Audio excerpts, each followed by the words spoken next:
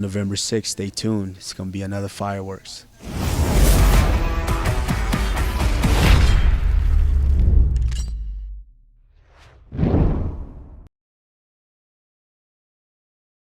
Helen Yee here in Colorado, being joined by the one and only, the #1 pound-for-pound fighter in the game, Kamaru Usman. Now, first off, how's your daughter, Miss Pretty, doing? She is amazing. She's in school and, doing what a 7-year-old should be doing, going to school and having fun in her activities.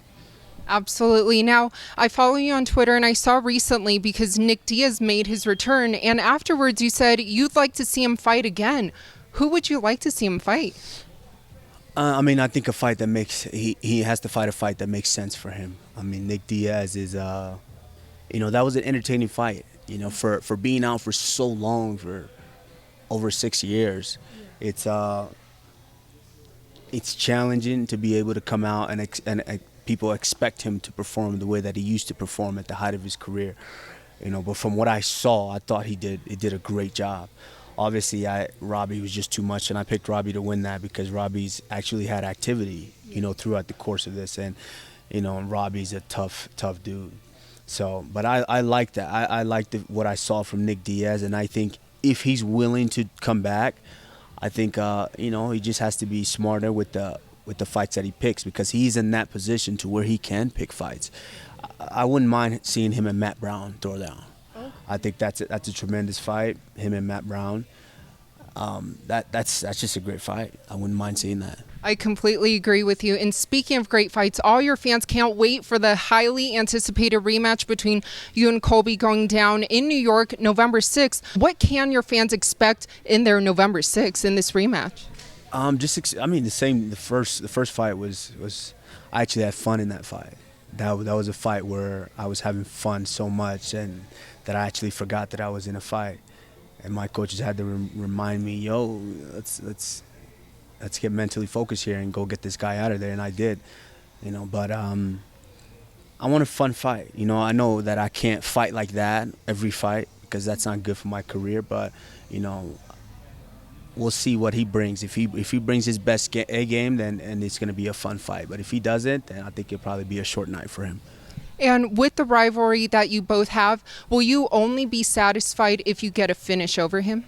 Nah, it doesn't matter, finish or not. I'm just the way I fight. I want to dominate a guy from start to finish. I want to outclass a guy. I want a guy to go home when they lay down in bed at night. They're just like, shit, that guy's better than me. There was nothing I can do to beat him. And that's what I want. That's the feeling that I want. That's the feeling that I want to live with these guys each and every time they compete against me. So whether I finish him or not, I want him to have that feeling. But of course, the finish is great. And that's something that people are highly anticipating of me right now. Definitely, and I know they're all very excited. Now, Chael Sonnen recently said that he felt that maybe you and Colby respected each other a lot in that first fight, and that's why we didn't see much wrestling in there. Do you agree with that sentiment? Yeah, I think partially yes. I think we're high-level wrestlers, so we understand what it takes to be able to wrestle another high-level wrestler.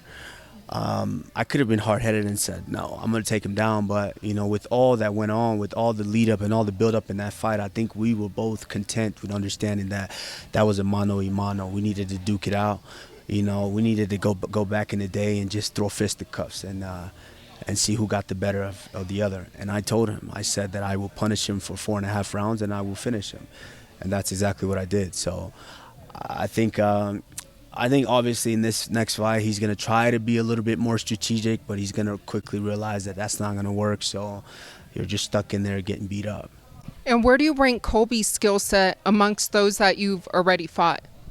No, he's definitely up there. I would, I'm no hater. I give props where props is due. I think probably Colby is I would put him in the top 15 welterweights of all time, as far as fighter-wise and skill-wise and the way that he fights.